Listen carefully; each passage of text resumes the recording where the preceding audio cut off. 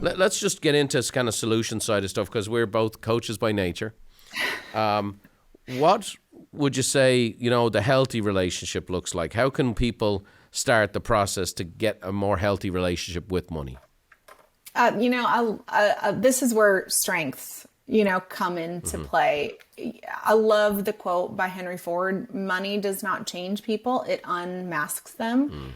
Money is this magnifier typically of what is going on inside of us under the surface, and I think it's quite frankly more relatable to start with more of that unhealthy relationship with money. We've all found ourselves at some point in a situation that no longer serves us. It's typically wrought with negative feelings, poor self-talk, more of these like reactive thoughts and behaviors. It's that exact story that you were just sharing about the killer businesswoman who was feeling less than at home, when I would argue she's operating 100% in her strengths. Her husband's able to operate 100% in his strengths now by pursuing his passion. And she's got someone in the home that is, her natural strengths are to serve. And so when it comes down to all of this reactivity, we tend to find ourselves running away from things as opposed to, wait, what are we running toward here? That's exactly what an unhealthy relationship with money is like, because we are constantly reacting to the financial stress, the pressures coming at us, the influencer culture that's all around.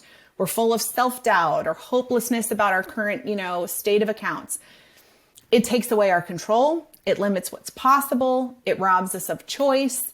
It has us running away, burying our head in the sand. I coached a client who grew up in a financially unstable household, super unhealthy relationship with money that he, his family experienced bankruptcy 3 times. And he knew this because as a little boy, they would go from living in this beautiful home, beautiful neighborhood, to living in their car 3 times over. And, when we started working together, his motivation was for his kids to never experience what he had gone through as a child. And he did that. They weren't living paycheck to paycheck by any means. But when we were coaching, he was running away from the pain of his childhood.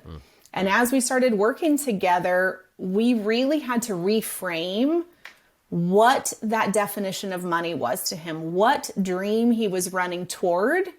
And that was to give his kids a stable childhood where they could grow up with neighborhood kids year over year over year, where he could give his wife gifts to show her what she meant to him, where he could take the family on trips and make memories together. And we were able to create a financial plan where he paid off all the debt using the debt snowball, as you've discussed in recent podcasts, saved 6 months of expenses, both at home and in business, fully funded retirement, bought that beautiful home for his family to live in, paid in cash for his dream car, took his wife on an anniversary trip to Paris for their 10th wedding anniversary. This is what we're talking about. This is where I get back to that question of what is a healthy relationship with money. It's where we get to enjoy more financial peace, are intentional about our spending decisions. We control how to get out of debt, how to increase our savings, how to build that wealth.